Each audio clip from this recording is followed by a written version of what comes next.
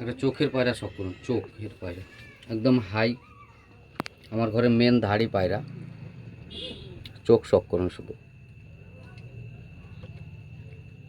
একদম কালো দানা ভর্তি, একটা রিং শুধু, ক্যাচ করা আছে, ধাড়ি পায়রা আমার ঘরে।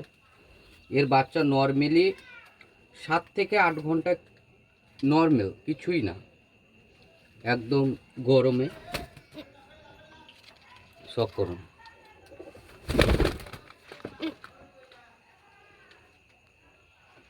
ভাইব্রেশন দেখুন শুধু পাকার।